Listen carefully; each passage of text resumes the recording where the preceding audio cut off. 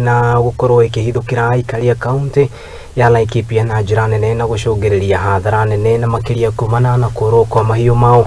Riu aikari a matura ma Chumviro hamwe na Mukurian ni marikitie kugunika na tabarira ya ndobori ya mai ni irihuthirite muigana wa ciringi milioni 96 iria ikinyanĩirio ni thirikari ya kaunti no gwata unyitanĩri na thirikari kana ruhonge rwa World Bank na kuria mateithanĩrĩirie gutigĩrĩra atĩ tabarĩra ĩno ni yakorwo igikinyirana. Gukiri uguo aikari acio ni macoketie ngatho guko magithii na mbere na guikia ritana riu kuri thirikari itikire kumanyagiria fertilizer ya bei ya thĩ, makiuga atĩ riu mari na mai ma kuigana na no makorwo magiteithika kuona atĩ riu urimi niguo megukorwo mekirire na njira nene.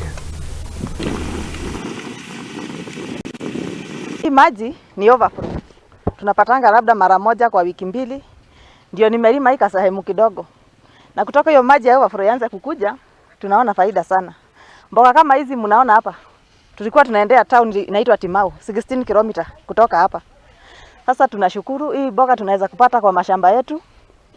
Na watu waseme Maasai si wakulima, ni maji tunakosa. Tumekuwa na usaidizi mingi kwa hii maji. Ya kwanza tulikuwa tukishota kwa laga. Tunang'ang'ania hiyo maji na wanyama pori.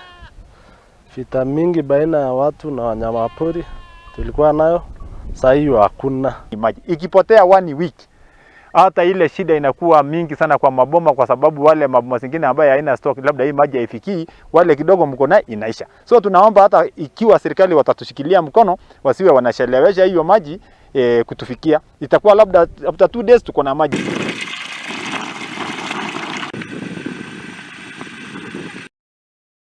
Aikari itura ria Embakasi